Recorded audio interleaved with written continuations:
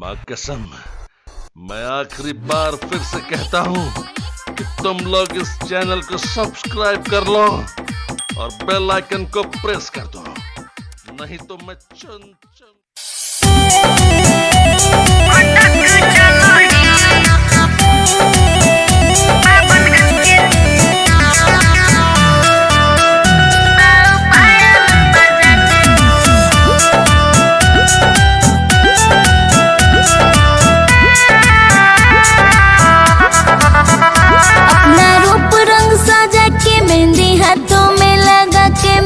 झूमूंगी गले में पाओ पायल बजा के।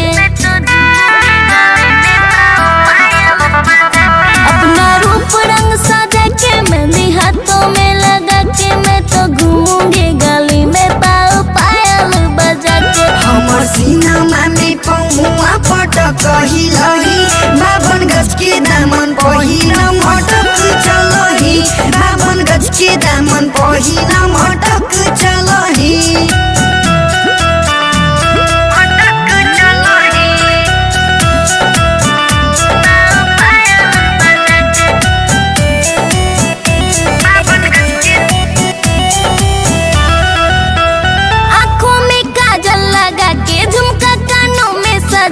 करूंगी मैं सबको पागल होठों पे लाली लगा के। आँखों में काजल लगा के झुमका कानों में सजा के करूंगी मैं सबको पागल होठों पे लाली लगा के। छोरी फूला बनियान छटक खिलही, 52 गज के दामन पहिना मटक चलही, 52 गज के दामन पहिना मटक चलही।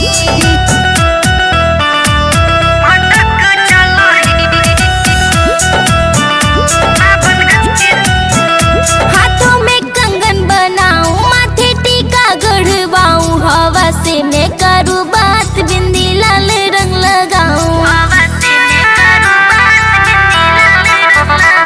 हाथों में कंगन बनाऊं, माथे टीका गढ़वाऊं, हवा से मैं करूँ बात, बिंदी लाल रंग लगाऊं। जय श्री साहिल कौन से लटक मिलही, 52 गज के दामन पहिना मटक चलही, 52 गज के दामन पहिना मटक चलही।